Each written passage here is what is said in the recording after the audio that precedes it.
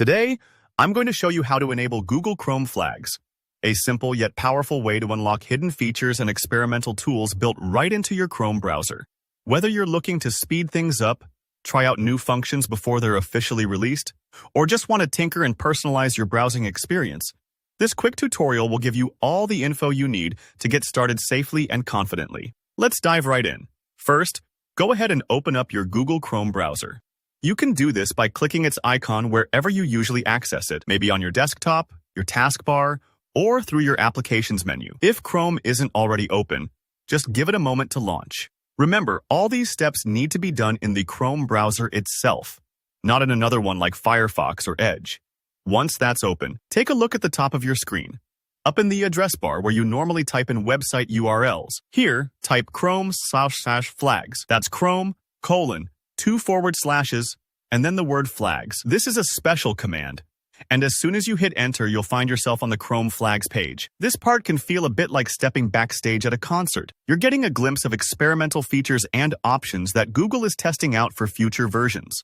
Don't worry, you're not making permanent changes, and everything you do here can easily be reversed if you decide you preferred it the old way. Now, here's where you can really start customizing your Chrome experience. You'll see a big list of flags.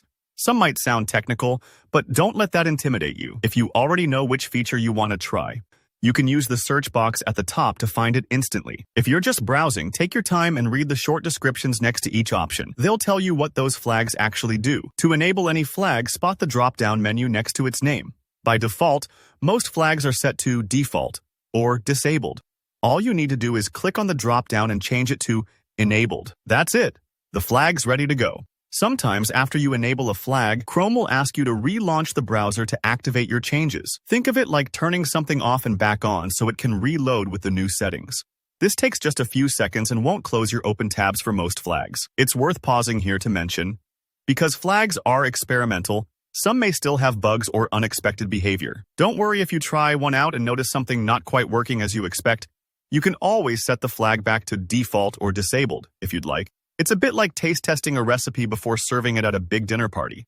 If you don't love it, just swap back to what works. And there you have it. You've just unlocked a whole new layer of control and customization in Google Chrome. Remember to only enable one or two flags at a time, so if something goes wrong, it's easy to know what caused it.